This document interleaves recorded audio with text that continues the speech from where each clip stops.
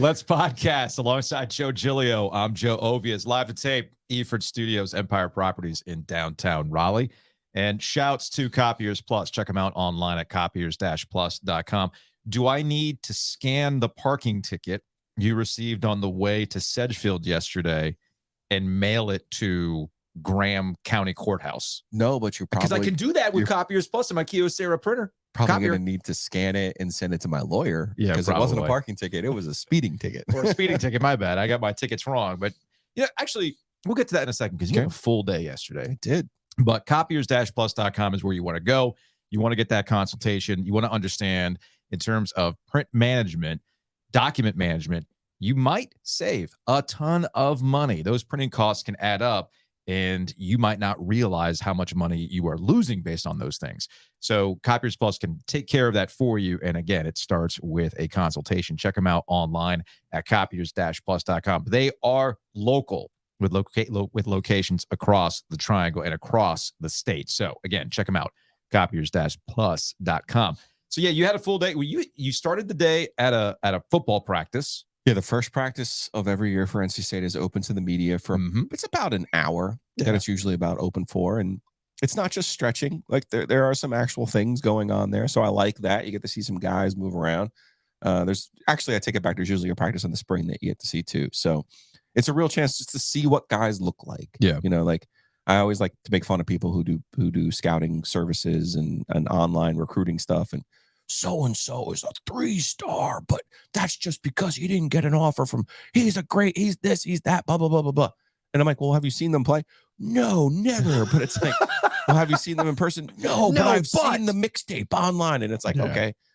To me, there is a value to going to a practice and seeing what a player looks like and seeing how they interact with their teammates and kind of seeing their energy level, their effort level. So yes, I enjoy that tremendously. And thank you to NC State for opening that practice each year. Yeah, and Carolina does the same thing. I saw a lot of similar reports coming out from the Chapel Hill practice center, their indoor facility. Drake May is dropping dimes, man. Dropping dimes. Just lasers. You do not have to embellish that. No, that's I know, for sure. I know. It's like the year Phillip Rivers was, remember, in camp? And then they were like, whoa. We got to start putting out like fake placebo stats because the real stats were throwing people off the scent. That's true. Poor Jose Lariano never had a chance. That's true. But nah, you're right. I mean, everybody knows about Drake May. For North Carolina, it's what's the defense look like? What's Gene Chizik year 2 with some transfers going to do to clamp down on some of their early season issues? And obviously, we know they have a test against South Carolina. So it's funny. The questions around North Carolina are pretty easy to pinpoint. It is the defense. And yes, they have some skill position players they have to replace. How the running back's going to work out? But to me, the big talking point for Carolina is defense. Don't get Carolina wrong. Okay, it's their offensive line. They can outscore people. Yeah, they can outscore people. We saw this 2 years ago with Sam Howell when they couldn't. They lost their NFL running backs, and I picked Carolina to win the league that year. Okay, I was screaming about their defense that year, and I was right about that. But you were also saying that you're like, hey, they lose 4 NFL players. Like they've lost 4 dudes. I was in love with Josh Downs. Okay, but the real issue that year, Virginia Tech. They go to Virginia Tech. Virginia Tech's defensive front swarms them, and their offensive line never really recovered that season to the point where Sam Howell was their only effective running option. Yeah. So to me, when you look at some of the early season success for Carolina last year, when they got off to the hot start that they did, they were effectively able to run the football. And I don't know about you, I love Amarian Hampton. Like, I think he's a player. British Brooks and should be healthy. He wasn't healthy last year, but I think they have athletic guys who can run the football. I'm with you on that. Early in the season, they were able to do that, and then all of a sudden, they couldn't run. They get to State, they couldn't run. They get to Georgia Tech, they couldn't run. Obviously, they get to Clemson, they couldn't run. And you're sitting here going, I've said this before about Tom Brady. I'll say the same thing about Drake May. If you just tell a guy to drop back and throw the ball on every single down, you're asking for a recipe for trouble. Even Tom Brady can't do it. Even AaronRodgers can't do it. Even Patrick Mahomes has to have some sort of unpredictability to what they're doing in order for it to be effective. And for Carolina, believe it or not, they've put guys in the pros from the offensive line. Of course they have. But they've struggled up front to establish that run game, particularly late in the season. It could be some of that is injuries, could be some of that is attrition to their skill positions as well. But that's the big question for me, because I just think Carolina's a team that can outscore you. I know with their skill players, and I know with Drake May that they're capable of outscoring teams. Mm-hmm. So to me, the defense just can't be a net negative, right? Like they just can't be the reason they lose the games. You have to come up with a stop here or there. I feel like the big question for NC State, and I guess you got an eye on it yesterday, is who's going to step up at wide receiver. That was a big question for Devin Leary last year. Separation was hard to come by. Of course, we know how the quarterback thing played out with all the injuries, and it's really hard to assess how, it's hard to assess everything when you're going through all the quarterbacks and the injuries, but they still found ways to win. We know NC State's defense will have the experience from guys who got reps last year. As many of the names you won't recognize, you got to remember, we talked to Dave Dorn about this last week. There's a lot of guys who got reps and they expect to step up. But again, I get back to wide receiver. People are focused on running back again. I get that, whatever. But who's going to be the dude you can throw it to consistently and get a big play? Like Carolina's the same boat. Like you could get it to Josh Downs. You know he was going to try to make something happen. So who is that guy for NC State? There was a late addition. We've been talking about Lassane and Rooks and countless other guys, but they had a late addition. What, like a 6'10" guy, 6'8" guy from? He's not 6'10", like a 6'8" guy from Rice. Wembanyama. Is that just 6'5"? My bad. I'm like, is Victor Wembanyama in cleats? No, what is it? Bradley Rosner from Rice. He had 10 touchdown catches last year. So he was like a late addition that people were kind of hype about because we've seen some tape on him. 8th year. Was he 30? Is he 30? Is he our age? He's out there getting reps. Why did I say 6'10"? He's 6'5". Give him 5 extra inches. Anyway. Like, it's going to be interesting. I think the scheme is going to help. I think Robert Anai is going to help. I think Brendan Armstrong and his familiarity with Robert Anai's scheme is going to help. I think all those things will help NC State. At the end of the day, though, you have to have guys who are going to make plays. I love the cut of Juice Verine's jib. He's a true freshman, but I think he's going to make plays for them. Kevin Concepcion, I see on the very first series, on the very first play, look who's out there in the slot with the first team. The true freshman. So I think he has potential as well. It's hard to rely on guys who are 18 years old, though, especially now that you're playing against a Rosner who might be in his 8th year. And then there's a solid chunk still in college football in their 5th and 6th year. So that's difficult. It's a tough ask. So I'm looking at Keon Lassane yesterday, and it's funny because Ruffin McNeil, former ECU head coach and really one of Dave Doran's consigliaries and a guy who really just, if nothing else, Ruff is there for morale, right? Like he's always going to pick you up. And Keon Lassane was lined up wide to the side of the sideline, and I'm standing there, and Ruff was in the golf cart, and Keon looks over and he sees Ruff, and he goes over, and Ruff says to him, "Hey man, you look good," because Keon looks a little bit bigger, and I thought the same thing. I was like, okay, the Thunder, the coach Dan Burnett, Antonio Burnett, Thunder. He's their strength coach, and he's their secret weapon. So it'll be interesting to see. I thought Keon played well at the end of last year. Not the biggest guy in the history of the world, but did look more solid to me. Could be one of those veteran guys in their 5th year who you look at and you go, you know what? He's going to be a little bit more steady, and maybe not the guy we circled at the beginning of the year, but one of those guys you look at, and at the end of the game, he's got 4 or 5 catches, got a couple first downs, and really helps him out. Housekeeping. Again, big thanks to the Wyndham Championship for having us out yesterday at Sedgefield Country Club. If you missed any of that fun and frivolity, check it out on the podcast on YouTube. 5 stars only, of course. Positive vibes only. You've been inspired? I see you're already wearing merch now from the Shadies out in Garner. Like I feel like Fat Perez gave you inspiration yesterday, man. That's a vibe. That's a life goal, man. Maybe we'll get you there. Maybe we will get you there. Also, if you want a sticker, just shoot me an email, subject line sticker to the oggoesdigital@gmail.com. Again, that's the oggoesdigital@gmail.com. I have to buy some more envelopes. I got plenty of stamps. I got to buy more envelopes now. So I'll get the next batch of stickers out there. OG Pizza Night is wrapped up. No more spots for OG Pizza Night. OG Pizza Night sold out. We're ready to go. Now, we are still taking slots for the mixtape next week. We have a couple people who are ready for essentially a lyric challenge. We've converted the OG mixtape to a lyric challenge. We have some voices you'll recognize reading these lyrics. And if you want to participate in that, just shoot me an email, subject line mixtape at the oggoesdigital@gmail.com.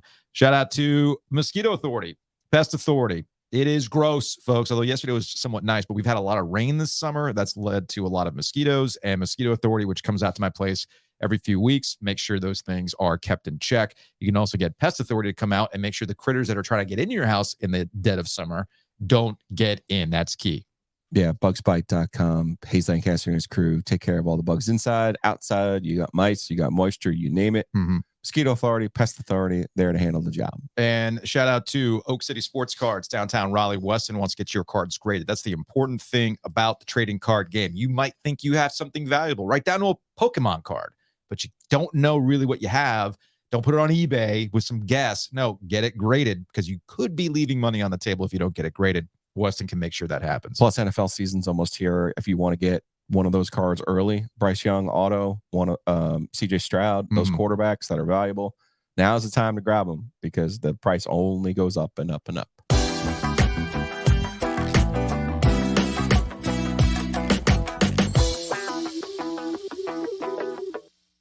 Is that your transition jam? Why Collins Avenue on iMovie hasn't been released as a single, I have no idea. No idea. I would totally pay for that. Julian Council, Locked On Panthers podcast, joining us now on the Heister Automotive Group hotline. We're trying to find out like rights-free, royalty-free music, Julian, and I did not realize that the iMovie tracks are of that Bangers. ilk, and they're all bangers, dude. Oh, you guys need to get a legal team. Get a legal team in place. No, we're gonna make sure that we have some original music. I got some guys working on that, and if Rand ever calls us back, maybe we can get some more jingles. So I'm watching the Fan Fest last night on TV, and I thought to myself, wait a minute, I forgot they don't show you anything on television. They don't show you any of the schemes. They don't show you any of the live action. I think at one point Taylor Zarzer says to Smitty, yeah, well, we can't really show you anything. I'm paraphrasing here, but we can't really show you anything until the first preseason game. And I'm like, well, why am I watching this? But then again, I'm glad I watched it, Julian, because it really does. It adds to the whole theme of the summer. Everybody feels good about the Panthers, and everybody loves Bryce Young, and it's great to see. 39,000 people there on a Wednesday night to go watch them practice. So it was a good number, man. Wow. It was a good number. And for $5, which all goes to charity, apparently, according to David Tepper and the Panthers organization. I believe it. Yeah. I mean, the vibes are good, and it's always great to have Fan Fest back in town. And for Bryce Young, who everyone wants to see first night at Bank of America Stadium, the vibes are good. But we'll find out kind of next week, kind of where this team is at when the Jets come down to Spartanburg for joint practices. I'm especially looking at the offensive line, because the Jets probably have the deepest defensive line group in the entire NFL. So we'll start learning a little bit more about this team. But so far through a week, Bryce Young looks good. The coaching staff is efficient and professional and a lot different than the last one that we had here. So yeah, the vibes are great. At some point, it's funny. No, maybe it's because Matt Rule's back in college. We can all sit here and roast Matt Rule, and nobody's going to get all pearl clutching about it. You mentioned the Jets. If you say anything about Nathaniel Hackett and the worst offense in the NFL last year, the worst coaching job in the NFL last year, where he got fired before the season was over, well, then we have to have a week's worth of referendum on Nathaniel Hackett. You can say it. I can say it. Julian can say it. But another coach should say it. The coach can say it too, man. Back me up here, Julian. All Sean Payton did, dude, was say the truth. I don't see what the problem is. That's so true. And I've thought about that too. We spent from like week one, when he opted to kick like a 60-yard field goal in Seattle, we've been grossing this dude, because I looked at it then I was like, yeah, this guy does not have it. Like, man. He had to hire a coach to coach him after that decision in Seattle, and you knew right then and there, this ain't gonna work. So I applaud the Broncos for cutting the cord. It's a new ownership group, but I applaud them for at least getting rid of him and understanding this guy is in over his head.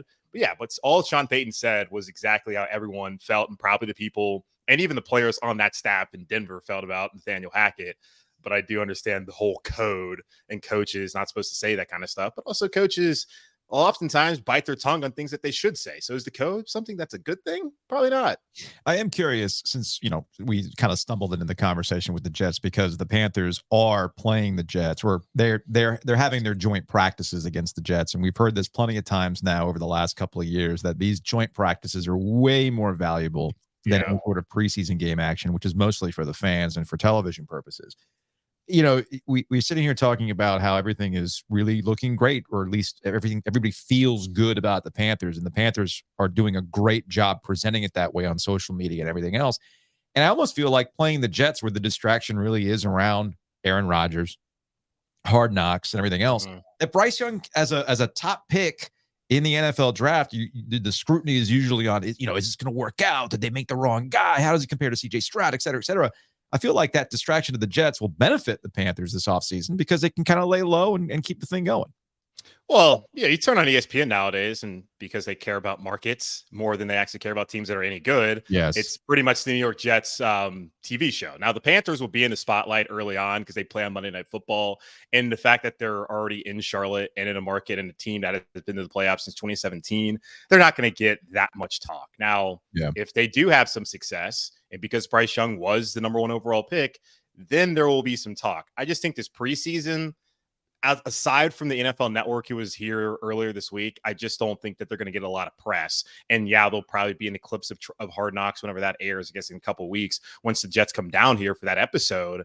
Yeah, they're going to be able to lay low. And I think the pressure here in the city and the market's still going to be pretty big and high for Bryce Young to be able to be the guy, considering everything they've been through at quarterback with Cam's injury, people talking themselves into Kyle Allen, who couldn't hold on to the football, even Heineke, who was here, then the Darnold lies that they were sold, and Baker Mayfield, people trying to believe that Matt Corral was the savior when he was drafted in the 3rd. Oh, jeez. Don't remind me of that, man. There's still a ton of pressure on Bryce Young here.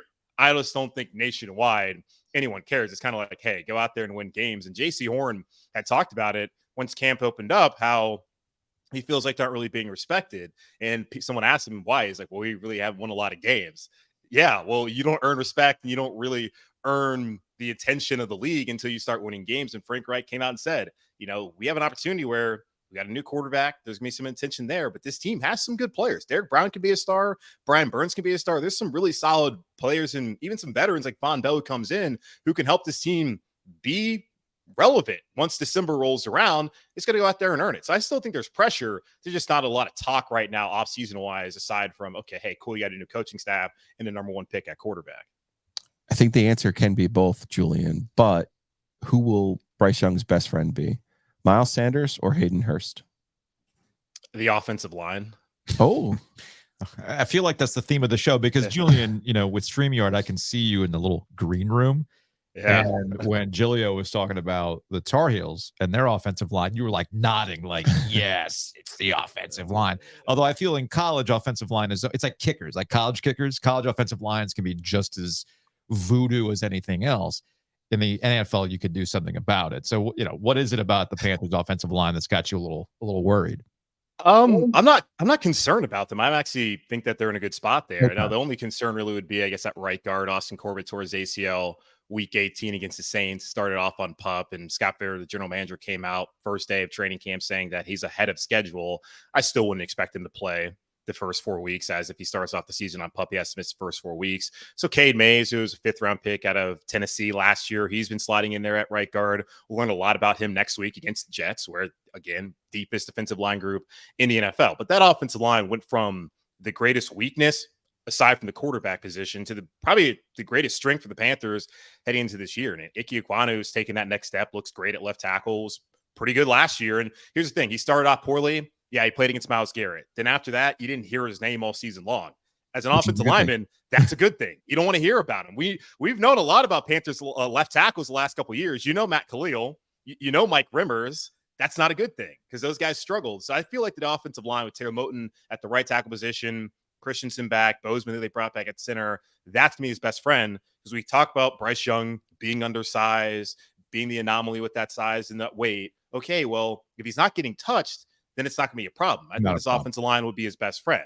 Now, I would say probably Hayden Hurst, though, of your question, would be the guy who'd be his best friend, considering how the tight end is going to be utilized in this Frank Reich offense, and that Hayden Hurst knows that he's coming in here to catch a lot of balls. And you think about the last couple of seasons, when the Panthers traded away Dan Arnold and that 3rd-round pick to Jacksonville to bring in C.J. Henderson after Christian McCaffrey went down, but also when J.C. Horn went down, I think they really hampered Sam Darnold's ability to find that check down, because when he lost McCaffrey, he didn't really know what to do because it was really one read, where's Christian? Then when you lose Christian and then you lose the other guy who you had built a lot of chemistry with in the preseason, that didn't help him moving forward, aside from the fact that, he's not very good. I think you just described every quarterback outside Cam Newton that didn't know what to do without Christian McCaffrey being the safety valve. Yeah.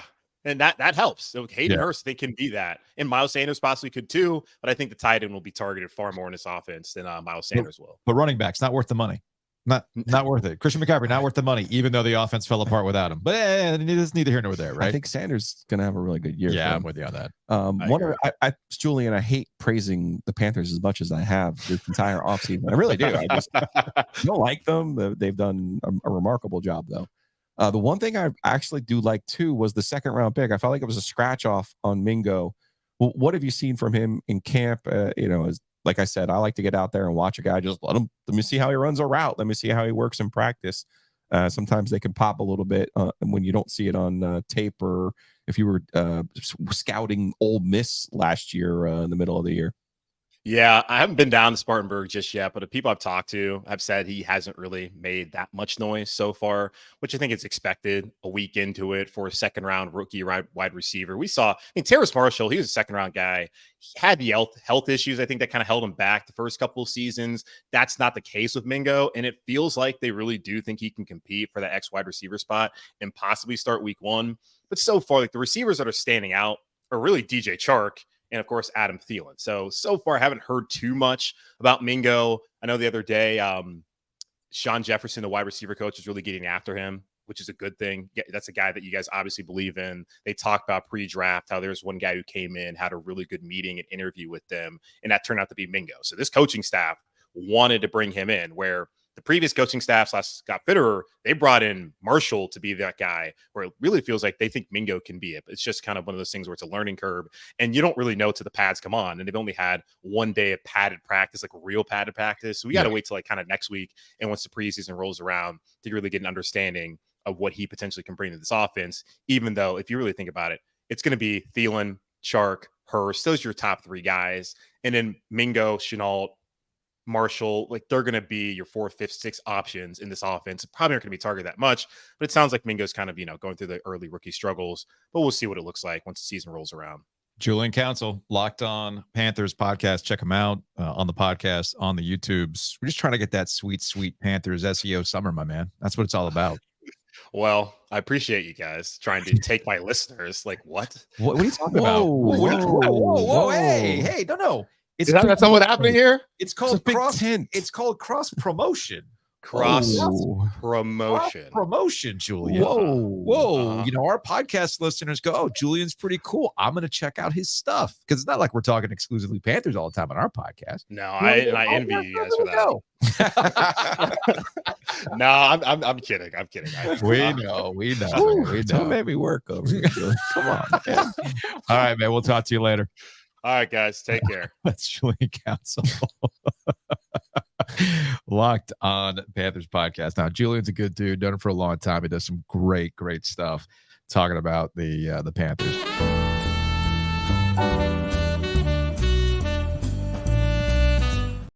All right. Shout out to Breeze Through. Check them out across the triangle. We got the Breeze Through lifetime refill. You were crushing that thing on the drive yesterday. This is how I hydrate, sir. Seriously, you're very big into hydration yesterday. We were at Sedgefield. You mean that thing was how I hydrate? That thing was full up. You were walking around with it. Yeah. You also drink all sorts of weird, like Gatorade knockoffs. I've noticed that about you. I do. Yes. At one point, you were walking back to the Margaritaville tent, and I thought you had filled it up with some sort of like rum drink, and all you were doing was drinking some whatever. I love an iced up drink. How many iced coffees did you have? I had 3 yesterday. It's gonna be a challenge tomorrow. I'm surprised you weren't bouncing off the walls. That's how you get going, man. All right, man. Yeah, well, that's a way to get going in the bathroom. But 3 iced coffees, dude? Coffee doesn't bother me that way. I'll be like, I'll see you guys in about 30 minutes. I just had 3 iced coffees, so I can't eat the move. No, but if you want lifetime free refills on coffee or other drinks that Breeze Through, go ahead and get that tumbler, and we'll be giving away some of those tumblers next week. Really excited about that. Do I have to? Yes, you do. We have 4 total. If one of those is yours, we have no. One of those is Adam's. One of those is Adam's? Yes. So we only have 3? No, we have 4. We have 4. Yeah. Okay. Just double check. You lost out, I think. Yeah, it's fine. Yeah. It's okay. I would more than happy to give it to a listener, yes. Man. More than happy to give that to a listener. Butcher's Market also sponsoring OVIES and Giglio. A lot of people have been reaching out through social media about what they've been picking up. A lot of people have been converted to the steak and cheese, but I also love it with, hey, got the wings, I got the burgers, And you got to start thinking about those tailgates. All right. Football season's right around the corner. And if you want to step your game up, Butcher's Market has all the stuff you need to make that tailgate work. Yeah. Thebutchersmarkets.com. Go check them out, or go check them out in person. Seriously, you'll be a convert. All you got to do is pick something out of that case, and it's always a winner. So am I missing something here? I want to go back to the Jets thing, because it's back to football tonight. We actually have the Hall of Fame game tonight between the Jets and the Browns tonight. Are you ready to watch like a series? No, I'm ready to bet on the under. Oh, geez. All right. Do I need to go to Vegas? Hold on a second. What website should I go to?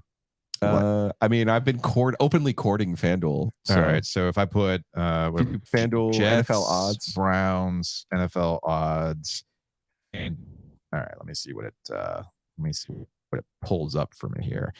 Because I really don't know, because you got to educate me on this stuff, man. You know this. I'm not really all that versed on it. All right, I'm going to pull it up on the StreamYard here. New York Jets, Cleveland Browns. I guess it's got the spread of Jets by 1.5. Money line's 135. And what am I looking at with the total? The total's 33.5. So you can bet the over. Preseason game? Yeah, they're counting on there to be no points. People are on this now. This is a thing. Oh, okay. I see now. So you can also do a line total points parlay if you'd like. Dude, FanDuel is, and then you also have this other points winning margin 4-way. I have no idea what that means. Winning margin, you'll be like, what does that mean? Oh, the Jets by 1 to 13 points is plus 150. Okay, these are things that I don't even understand, but you're actually on this.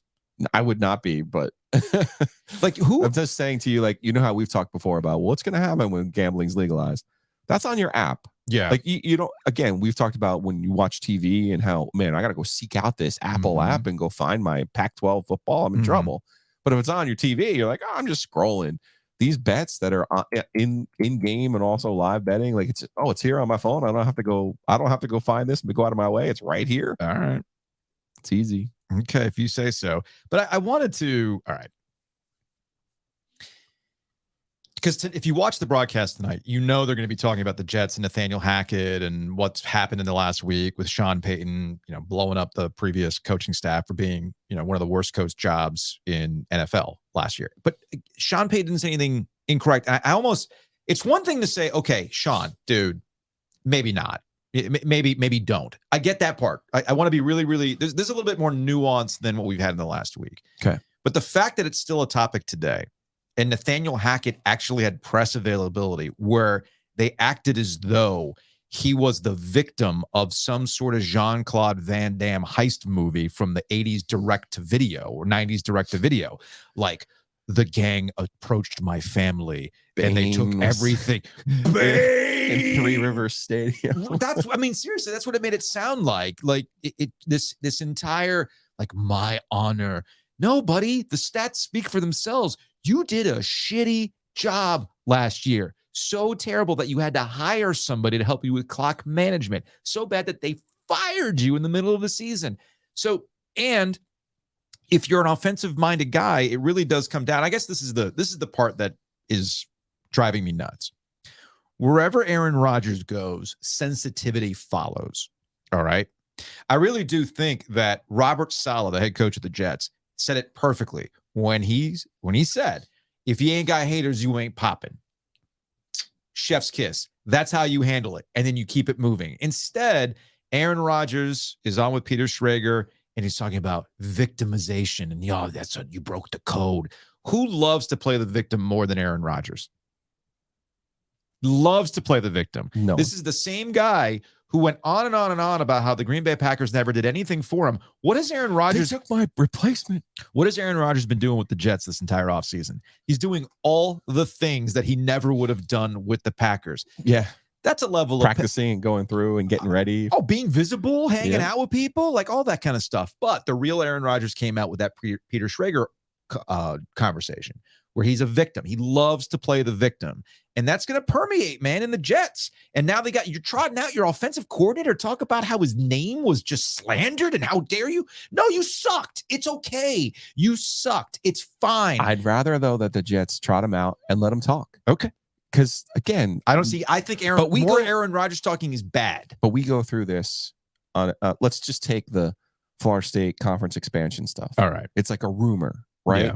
Brett McMurphy, the Magnificent Seven. Was that really ever said? And then nobody talks about it. We talk about the report, or we talk about the rumor instead of like actually talking to people.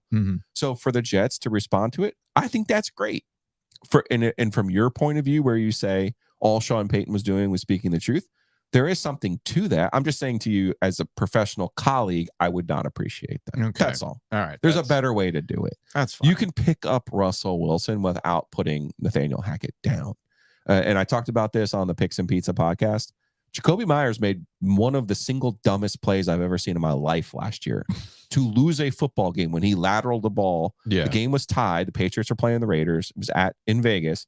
He lateraled the ball on their final possession, thinking like it was overtime, thinking the Patriots had to win in order to make the playoffs or something like that. It was the end of regulation. So he made one of the single dumbest plays I've ever seen in my life. Yet Bill Belichick is the smartest coach in the NFL, maybe the smartest coach in the history of the NFL. So there's always going to be a disconnect between the coach and the players. The real success becomes when the players execute every single little thing and believe everything that a coach says, as we saw in the Super Bowl when Butler jumps the route because, famously in practice, Belichick told him the play was coming, right? But there's always going to be, there's a message that has to be delivered and received. So my point with Hackett would be, the message has to be delivered and received and executed. It can't all be Hackett. The Broncos weren't awful awful last year, all because of the coach. The players have a part in that. Players play a role. Oh, in absolutely. I'm not trying to absolve Russell Wilson. Well, I think Sean Payton is. No, I think Sean Payton is trying to pick up his guy by putting somebody down. And in my opinion, you don't have to do that. The full context of what Sean Payton talked about last week included Russell Wilson not stepping his game up and trying to get him up to a level that he understands he's capable of. I mean, this is the same Sean Payton when he took the job and he was asked about, hey, Russell Wilson has like his own guy and he's got his own office. And Sean went, no. Because I'm sure Sean looks at that saying, well, that's part of the problem too. And this might be a byproduct of Nathaniel Hackett that I think is going to be interesting to play out with the Jets going forward. Remember, this is the guy that the Denver Broncos hired thinking that AaronRodgers was going to leave to go to the Denver Broncos, and he didn't. So if you love Nathaniel Hackett so much, this is your guy, you think the world of him, why didn't you leave Green Bay and take the money in Denver? And now is your offensive coordinator with the Jets again, but I still feel like they're going to be running into the same kind of problems. And I would also add that the AFC East is a hell of a lot harder than the division he was coming from. But I don't think they had problems in Green Bay when they had defined roles. Hackett was the play caller. Hackett was the person in charge of putting Rodgers in position to have success. Aaron's in charge. I don't think Aaron is in charge, to be perfectly honest with you, because remember, and I would have put this on Aaron as well, but remember, Packers playing the Buccaneers during the pandemic, and they're down, I think they were down 7, and instead of going for it on 4th down, they come onto the field and kick a field goal to give the ball back to Tom Brady as if they're just going to get the ball back from Tom Brady in the playoffs. That was idiotic. And I think we all could have agreed that Tom Brady would have gone over even to Belichick and said, we're going for it. Like he would have called timeout and said, we're going for this thing. I don't know what the hell you think we're doing. Rodgers called the time. Rodgers, here came the field goal team. Rodgers walked off the field, didn't protest, didn't even say anything about it after the game. Yeah. As if he didn't even realize what the hell was happening.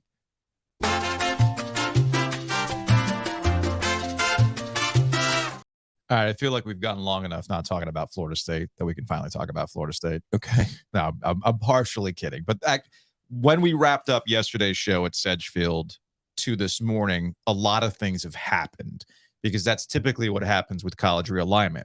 There's a point to what I'm saying when I say things happen fairly quickly when it comes to college realignment. Look at the last 3 summers. If college realignment is going to happen, it happens. It just, boom. There's no months-long lead up. There's no weeks of Board of Trustees members being on Zoom video talking about how our conference sucks and we got to better our situation. No, it just happens. How did we find out about Texas and Oklahoma leaving for the SEC? That was leaked to the Houston Chronicle by Texas A&M. Because Texas A&M was like, screw that. We don't want Texas here. And that caused a big issue. Now, specifically to Oklahoma and Texas. Remember, they wanted to get to the SEC earlier. And the Big 12 was like, no, remember, we have our own grant of rights. So they ended up negotiating that, and it still cost them, I think it was like $50 million just to play early in the SEC. So that's important context for what's going on at Florida State. Then the following year, the Big 10 adds UCLA and Southern Cal. again, remember how that happened? We're at ACC kickoff. All of a sudden, you get a report, and then boom, within 24 hours, essentially 24 to 36, 48 hours, we essentially find out this is really happening. Colorado was in the same boat. You get that initial tweet, that initial report, and then boom, next thing you know, Colorado is joining the Big 12. And then things are moving fairly quickly with the Pac-12 as well. When we wrapped up yesterday's show, come to find out that there's a subgroup. This is reporting from Nicole Auerbach and Dan Wetzel, that there was a subgroup within the Big 10 assessing who's available left in the Pac-12. Essentially, it was we could have killed the Pac-12 earlier. I guess we didn't. Let's go ahead and do it. Meanwhile, the Pac-12 and the Big 12 had a potential. Remember when the Big 12 reached out to the Pac-12 a couple years ago when all this stuff was going on? And they're like, yeah, they originally wanted Texas and Oklahoma. You want to merge, guys? Well, not even that. It was actually, it was 2 years ago, now that I think about it. When Texas and Oklahoma was leaving for the SEC and the Big 12 was trying to figure out what to do, there were reports about, hey, well, why don't we just link up? And the Pac-12 was like, nah, we're going to do our own thing. Of course, we now see the Pac-12 left for dead. And who's going to pick apart what's left of them? And that's where the Big 10 subcommittee subgroup was talking about what to do next. It moves quick. Arizona is going to figure out what they're going to do. I mean, heck, at the time of this recording, it could happen right now for all I know. I don't have Twitter up right now. So you're probably wondering, OVIES, what are all these things? Why are you bringing all this kind of stuff up? Well, again, notice the pattern. It just happens. What Florida State is doing, I can't quite understand. Maybe there's something in the water that makes you a Florida man if you're a politician and you just love speaking the loud, funny words with no actual substance behind them, and you pick fights with entities you know you can't win. Yes, I'm looking at you, Ron DeSantis. And I don't know, maybe Ron DeSantis is like some sort of inspiration for the board of trustees at Florida State. We're like, we're going to pick a fight with a group that has this Loctite grant of rights. And yeah, we're going to get out of that. And we're not going to spend any money to do it. We're leaving. We're going to leave. We're going to leave, Joe. Okay, you've been on this now for 3 days. Why have I not seen the report that you're actually leaving? I'm surprised you haven't picked up on what this move by Peter Collins was. Okay. I called him Pat yesterday. Because remember last year during signing day when Texas A&M had the greatest class of all time, and Nick Saban straight up said to a booster club in Birmingham, hey, this is what's happening right now. You need to get on your horse. And everyone was like, oh, he's just sour grapes. No, what Nick Saban was doing was telling his fan base, you need to start giving more. We need more money. This is what the name of the game is. I called that out last year. You did. I completely called that out. I was completely in agreement on that. Peter Collins for Nick Saban. And I say this because, and this is with respect to what War Chant has done, but War Chant is a Florida State fan website. Yeah, it's like their 24/7 site, right? So why would you go to the fan website? Well, you're trying to talk to the fans directly. You didn't do this on HBO Real Sports. You didn't do this on ESPN. You didn't do this on whatever else you might think is a legitimate outlet. Well, ESPN, they couldn't because they're trying to leave ESPN.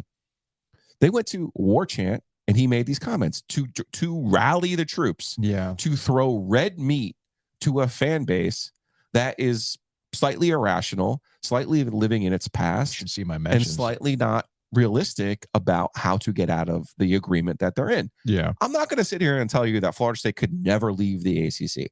I'm not going to sit here and tell you that the document that they signed is infallible. I'm not going to tell you that. I'm glad you brought that up because I'm in the same boat as you. I'm not saying they can't leave. I'm just saying it's going to be a while. Correct. But what we've learned is there's a price for everything. I don't think Florida State has that price. Remember, they're still paying Willie Taggart. Okay. They are still kind of in their feels about their stadium renovation. And people, I got into this argument with Thomas Jones, I think it was last year, the former Virginia player, who was trying to tell me how great it was to go play at a game at Florida State at Doak Campbell Stadium. I'm like, yeah, it was past tense. I've been there. I've been in that building when it's empty. I've seen that building on TV when it's empty. I've seen that building when a guy's reading a book during the Clemson game. Yeah. Okay. You're not who you once were.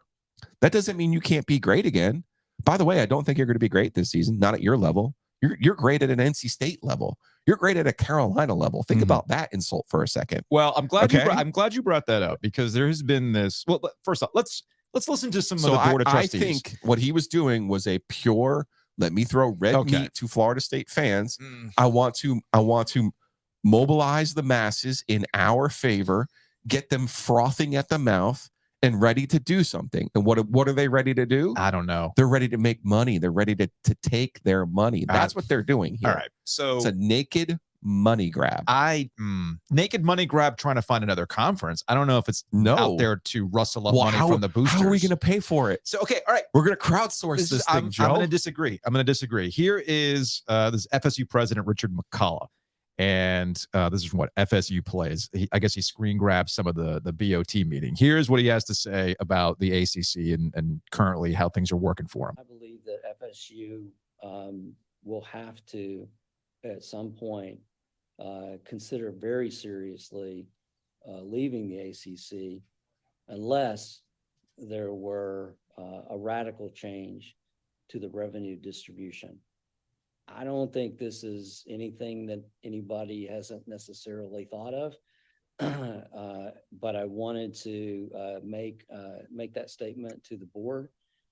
So that is the FSU president. Here is Drew Weatherford. If that name sounds familiar, Drew Weatherford was a quarterback for Florida State. He famously was the quarterback of the time Wake Forest beat them 30-0 when they were wearing the unconquered jerseys. Yes. Remember those? The unconquered uniforms. Very conquered that night. They shut out on their home field. Yeah, so here's Drew Weatherford. And again, this is from FSU Plays on Twitter. Drew Weatherford has seen enough. My quarterback. The only thing missing was like the huffy face emojis. And this is just one board member speaking. Unless something drastic changes on the revenue side at the ACC, it's not a matter of if we leave. In my opinion, it's a matter of how and when we leave, and not everyone may agree with that, but I feel really strongly about it because I don't want to play games. I want to go compete for championships moving forward. That's what Florida State is about. And unfortunately, we're in a situation where money matters more than ever, and you cannot compete without the resources necessary. All right, so here's why I disagree with your sentiment that they're trying to shake more money out of the boosters. They've already done that. I mean, I don't think they have. They're actually spending more money. Like I call FSU broke in a lot of ways because of the money that they have to pay for ex-coaches and everything else, and the fact that they're sitting here scrambling like we need to compete. But they do spend more money than everybody else when it comes to football in particular. All right, well, they have the biggest stadium in the ACC. They do. So to me, last time I checked, money does not solve your problems. No. All right. They have spent their money poorly. And that's why I call them broke, because how many coaches are still on your, were you paying for in the grand scheme of things? Florida State to me is like Texas, in that you have all the money in the world, yet you spend it poorly. You have all the money in the world, and you still can't get past Iowa State. So, you got Drew Weatherford talking about we want to compete for championships. Well, what's stopping you in the ACC? Let's not. Every Florida State fan in my mention or email or what I've seen on YouTube has talked about, well, we're on the level of Georgia. We got to keep up with Alabama. We are Clemson and Florida State. They're basically talking about their kindred spirits. So why has Clemson been able to win national championships? Why has Clemson been able to sustain itself through the years with a motivated fan base, with less of a TV value than Florida State has, by the way? Florida State is by far the biggest TV value that the ACC has. I'm not disputing that. When Miami's good, they're a national program, but it's still not the same thing as Florida State. So explain to me why all the roadblocks that Clemson has that are similar to yours, they've been able to overcome them. You're just bad at your decision-making. You've made poor choices. Florida State, since 2005, they're 64-56 when you scrape out the Jameis Winston seasons. The further you get away from the Jameis Winston's years, all right, you come to find out in the modern era, that's the outlier. After that, you're telling me that you need more money so you can finally get past Wake Forest, which, if I last checked, doesn't Wake Forest have a 3-game winning streak on the Seminoles? Have they consistently beaten NC State? To your point, you're just NC State. Have they beaten NC State? No. Not recently. I mean, they just gagged it to MJ Morris this past season, did they not? Mm-hmm. So explain to me. No, that was the Jack Chambers game. That was a Jack Chambers game. It's my bad. Like, I couldn't remember which quarterback it was. That's where Florida State is. Thank you for correcting me on that. My point is, you can sit here and whine about your financials, but until you actually show you know what to do with your money, I can't take you seriously. And to finish my point about rustling people up, to motivate the base, to get them going on, I don't see that working. I don't see it I didn't working say that it was going to work. I'm just saying that's what they're doing. I don't see it working that way. If that's the plan, it's certainly not following through because everybody's now just blaming the ACC. But they're getting people on their side. They're also making it look like they got a little bit of Jesse Helms in them too. Okay. You're fighting a fight that you know you're not going to win, but you're still going to fight it and make a show of it. All Like, right. hey, see, I'm fighting for you. I'm trying to get out of this conference because that's what's holding us down. What is it on Loki? What are they called? The timelines the or time variance, right? time variance. Mhm. They're in a double time variance. They're in a double time warp. And this is what I mean by that. They think, Bobby Bowden and Deion Sanders are walking through that door. They're Right. not. Okay. Or Peter Right. Tom Willis is walking through that door. They're not. That's number one. Number two, they think it's 2013 and they just lost Jimbo Fisher because the big bad SEC team had more money. That's why they got Jimbo Fisher. Speaking of more And money, because Jimbo, what's Texas A&M doing? Because remember, Jimbo didn't just leave for Texas A&M. He whinged for 2 years after winning the title. Yeah. I need this facility. I need that. I need this part of the stadium. I need this locker room. I need whatever he was whinging about. Right. Ad nauseum. Okay. To the point where he was like putting on a mask and holding the whole school hostage. Mhm. So he leaves, and now there's some people who look at that and go, well, we were competing for the national championship. We were winning the ACC under this coach, but he left because we wouldn't have the money to support him. And we would have that money if we were in the SEC. We would have that money if we were in the Big Ten. The truth of the matter is, Jimbo is the reason they were in the position that they were the last 7 years, because he allowed the program to atrophy around him. Yeah. And you have to make good hires. I didn't dislike Willie Taggart, but he was in Oregon. I didn't really understand his connection to Florida. Yeah. Mike Norvell is a little bit more of a schemer, a little bit more of an X&O guy. I'm interested to see what they do this year. But what Mike Norvell has done by winning 10 games and getting back into the top 20 really is triangle success. They're not looking for triangle success. They're looking for national title success. And if you think you're going to get that with more money, then to your point, yeah, go call Texas A&M and see how it's working out for them. Go talk to the Texas schools, and we'll close the conversation on this. And I'm going to sound like a broken record. I'm going to keep screaming it until people understand. The grant of rights was done in such a way that you want to leave, cool, but it's going to be 6 years, okay? It's going to be 6 years.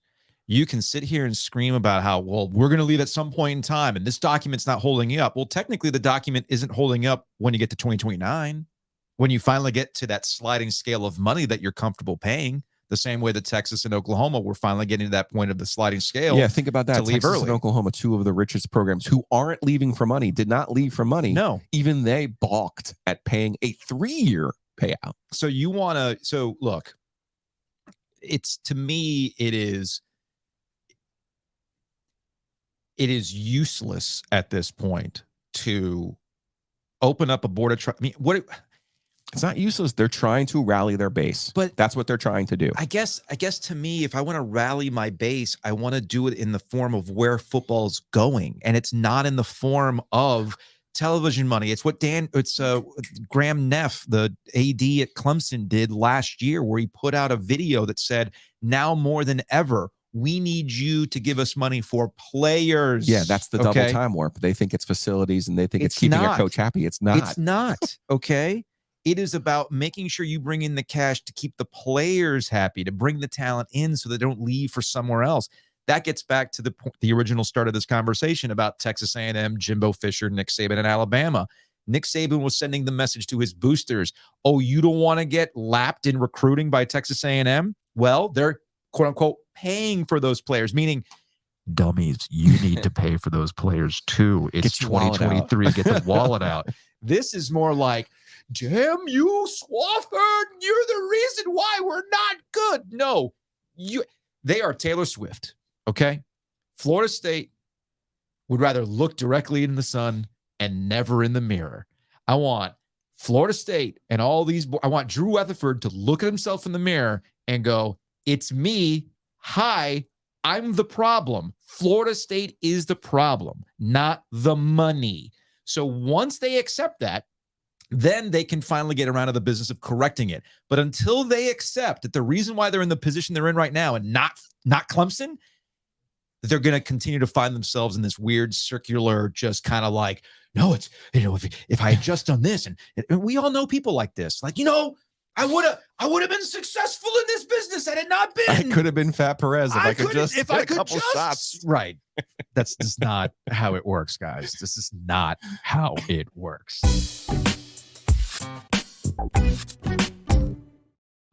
Well, no, we got to do ads first before we bring Intern Cal in. So hold on a second. We got Hometown Realty. Check them out. myhtr.com is the website. And we're looking for you to buy or sell a house with Hometown Realty. Again, myhtr.com. That's like our big whale of the summer. We have all these benchmarks. We just want to make sure that, hey, and we're not asking for commission. No, absolutely no. not. We just want credit. Please call Barry Woodard and his team, 919-550-7355. That's 919-550-7355. Barry Woodard. They have more than 250 agents, 6 locations. myhtr.com. Call them and tell them, hey man, need to sell my house. The OG told me you're the hookup. So hook me up. Whitaker and Hamer also sponsoring OVIES GIGLIO. Check them out online at wh.lawyer. They can probably write a grant of rights just as Loctite as the ACC has for Florida State. Just saying. But no, you got any sort of legal issues, you're trying to like make sure that your business is, P's and Q's, I's are dotted, everything else. Whitaker and Hamer can do that for you. Again, check them out online at wh.lawyer, locations throughout North Carolina. Our guys, Josh Whitaker, Joe Hamer, world's greatest URL, wh.lawyer. Intern Cal is back in studio. Welcome back, Cal. Thank you, Joe. You missed out on kick. We don't take you anywhere, man. Unfortunate. We didn't take you to kickoff. We didn't take you out to golf. I mean, you got to talk to the intern, the head of internships here at OG Media LLC, man. I feel like I need to go through some hazing and try that natural light pumpkin beer before I have the right to. We don't do hazing. Bad. Okay, Hazing's bad. Fair enough. Look at the headlines. No hazing. But Initiation. yeah, maybe. It's more acceptable. I don't know about that. All right. So this week's homework assignment was on NIL valuations per school. So let's go through some of the methodology as you went through ACC name, image, and likeness valuations. I'm assuming you went to On3 because they're pretty much on it when it comes to these estimated valuations. Exactly. And they have data that they kind of accumulate all the data because it is tough to know exactly what those NIL numbers are. So they're valuations on On3. They're not actual hard numbers, but they're pretty spot on. Well, because we don't know what Exactly. the NIL numbers are. These are things that are not publicly available. Matt Brown over at Extra Points does an excellent job trying to. He even has a difficult job getting those numbers from Division II, where there's some name, image, and likeness valuations. So we can't look at the contracts. We can just kind of guess where these things are. Exactly. So which school in the ACC going into the season has the highest valuation? It's a pretty significant margin. So it's FSU. Not a ton of surprise there. Pretty dominated by football. They have 1 or 2 basketball players, but they hit $11.6 million in terms of the total On3 valuation there, which is significantly higher than Miami, which is the number 2 school at $7.4 million. So football really dominates there. Miami would have been my number 1 guess because of Louise and Life Wallet. Yeah. But these are valuations. Exactly. Yeah. Not actual actual payouts or what they're actually spending. And for a team like Florida State, most of the guys on the roster have some kind of NIL valuation, just because of historical longevity, the strength of the program, the marketability of the program, and obviously those lower programs like Miami and UNC are also marketable, but not to the extent Florida State is, as we can see from the numbers. So who's the brokest? The brokest is tough to assess, just because of the limited availability of data for some of those schools that don't have as much marketability. So the lowest that we have from those On3 numbers is going to be Wake Forest.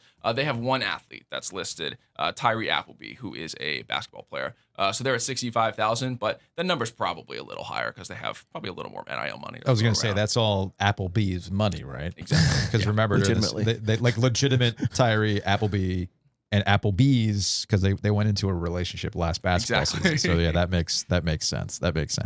Yeah, but I guess that gets back to my original point with it's tough to get an idea of what this truly is because Wake Forest is only going to make so much available. It really is. And the other thing that makes it hard to evaluate is the ceiling on some of these guys is also tough because you look at guys like Jordan Travis, who's evaluated at 1.2 million, and Drake May, who's evaluated at 1.5 million, which is 40% of UNC's total NIL, by the way.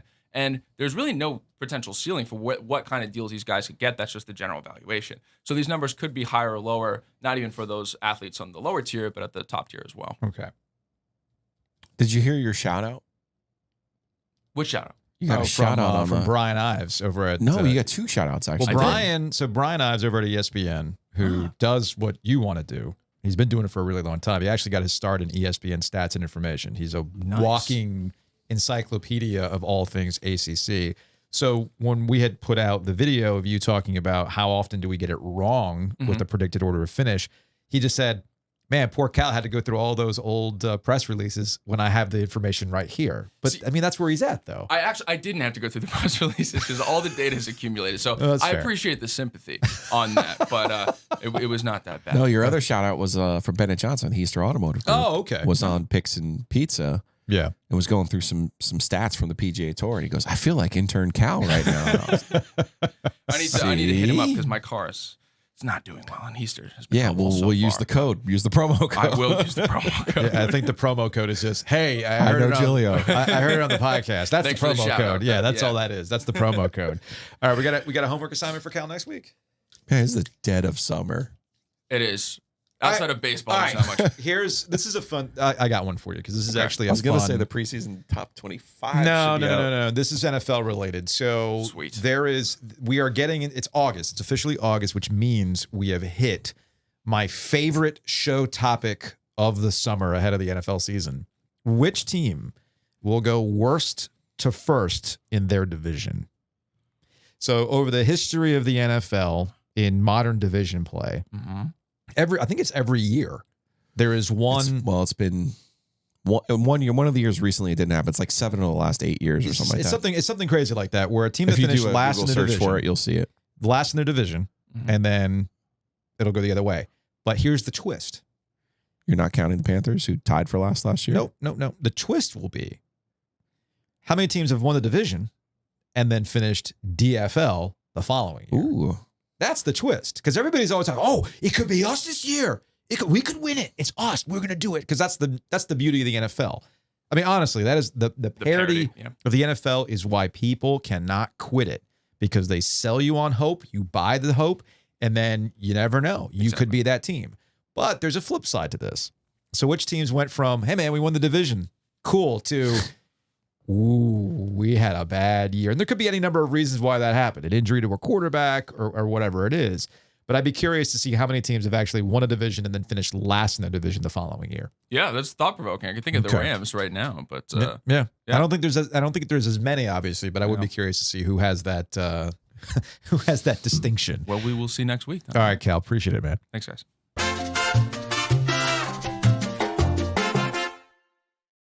Poor intern Cal. We don't even drag him out to golf tournaments, man. I know it was a missed opportunity yesterday. We'll work on that. Maybe next time. Home Field sponsors OVIES and Giglio. Check them out. Homefieldapparel.com is the website. These are officially licensed collegiate shirts. Okay, so when you see those North Carolina, NC State, Wake Forest designs, all that kind of stuff, those are all officially licensed. They do an amazing job taking stuff from the past, modernizing it, and putting it on the most comfortable T-shirt you can find. I'm actually wearing one right now that says "Don't tweet at Croots." Use the promo code OG23 for 15% off your first purchase at homefieldapparel.com. You know me, I love a hoodie. I know so you do. I have all hoodies of all varieties, of all sizes and shapes. There isn't one better than the one that Home Field puts out. OG23. Go get them. And maybe you don't want a logo on it. Don't worry about it, because Home Field sells their core collection. So you just want the hoodie? Just the hoodie. You can buy one. Straight up. You didn't know that, did you? I didn't. Now we really got to get Anna on that logo design, sir. All right, we'll do it. No, we got the logo. We have the shirt. We have the Positive Vibes Only logo that we put on the cups that we can put on a shirt. Don't worry. Okay. We're working on it. It's all good. But you want that college gear? Home Field's got it. They are immersed in college lore. Really, really good stuff. Ryan Nanny's actually doing a newsletter about some forbidden bits about college football. But again, use that promo code OG23 for 15% off your first purchase. Dad hats, too. Does Matt Davis have a dad hat? Matt Davis has got everything. He's got everything. State Yeah. Farm. Check him out. Call him 919-779-8277. Matt Davis, State Farm Insurance in Garner. I'm a State Farm guy. Been a State Farm guy for a long time. They take care of you. Matt can do the same for you. Yeah, including a great URL. So everyone we work with has great URLs. Why don't we? We have to work on Why this. don't we? InsureGarner.com. InsureGarner.com. You'll find Matt Davis Insurance and Financial Services over there on Aversboro Road. Obviously, your home, auto, life, business, which apparently is a real thing. Can't thank Matt enough for all of his help getting us off the ground, and also just a little bit of that financial advice that you worry about, that I'm off there trying to get an OG mobile. I do worry about you. That explains all the ins and outs Good. to me. So give him a call, 919-779-8277, or go to InsureGarner.com. All right, let's answer some Hey Joe questions before we get out of here. Let's see what Mike P's got. Hashtag Hey Joe. What Oktoberfest beer pairs best with sitting on the beach under a Shibumi in August? It is. Have you gone to a big box store yet? There's a lot going on in that question. There is. Have you been out to a big box store yet? Halloween stuff's already out, dude. I They got have pumpkins out, skeletons out. I was at Costco. August 3rd. I know. I was at Costco the other day, and they already had Halloween candy out, ready to go. There's no freaking way that Halloween candy is making it to actual Halloween if I buy it now and it sits in my house. None. That's like Florida State hustling for tips. There's no way that money makes it to by the time they get to the Big Ten. They just want the money. Florida State is like the person that has finagled the little kiosk when you have the automatic tips. Their tips start at 35%. Right. That's There's Florida no way State. around it. There's just no way around it. Now, so anyway, Oktoberfest beer pairs. I can't do it, man. You buy the Oktoberfest beers now so that when it finally feels like fall, they're ready to go. It's all about shelf space. That's why the beers are out right now. Do you know Natural Light made a pumpkin beer? No, stop. You want to drink it? No, No, you don't want to drink it? no, sir. Okay. Maybe we can get Intern. No, Intern Cal's not even 21. Yes, he is. Is he 21? He is 21. All right. Well, then fine. Maybe we can have him drink some Intern pumpkin beers. Intern Jackson, not 21. All right. Intern I Cal, can't keep track. 21. I can't keep track of who's Of legal age. who's of legal age and not. From Kevin, will Miami ask John Ruiz to pay their exit fee? Here's my question. I'll answer that question with a question. Can John Ruiz pay for the exit fee either A, in jail for SEC fraud, or can he afford the exit fee at this point as Life Wallet continues to lose money? That's weird. Anytime there's health coverage, insurance, there's usually fraud to follow. Huh. Weird. Yeah. So Miami's going through right now, thanks to John Ruiz and Life Wallet.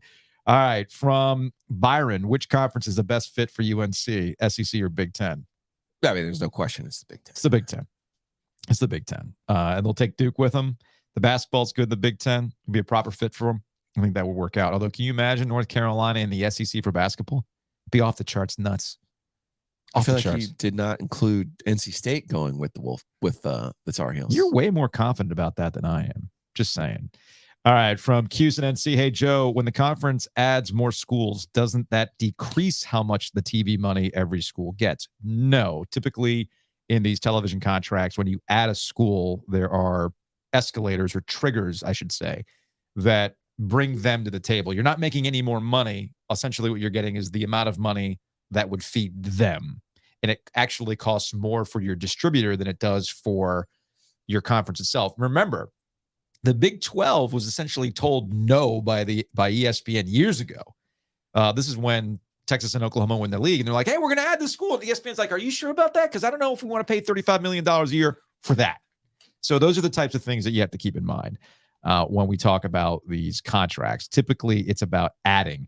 There's a reason why the SEC didn't go to 9 games in conference play, because ESPN would not pay for more conference games. Again, another one of those triggers that comes in. They just didn't put it in the contract the right way. Yeah, that's true. They had to negotiate it. So the SEC went, well, then fine. We're not going to do it. From Samuel, so ECU will finally have an in-state conference opponent in Charlotte starting this year. Do you see an actual rivalry developing between the two schools? Short answer, no, because Charlotte has a hell of a lot to do to ramp up because they're bad. Why don't ECU and App State play every year? They're playing this year. That's the one. There's your rivalry. That's the rivalry. That's actually what it should be, because to your point, that's the I hate you. Oh, they're in the irate Giglio conference. Absolutely. Both of them. And we'll Charter close members. on this because there was a guy that was like creeping yesterday. Did you see this guy? What? Did you see that guy creeping behind me yesterday? That's how I feel. Like that dude represents Florida State fans. Okay, that dude represents Florida State fans to me. Like, what are you saying about us? Well, no. You don't understand the granted rights. We can do whatever we want. Sure, but Jamie pointed out, brother, you are giving off some serious Murray vibes these days, and it's glorious. I mean, yeah. Your hair's not long enough, but Well, I could do it. Kelly won't let me though. But yeah, you think?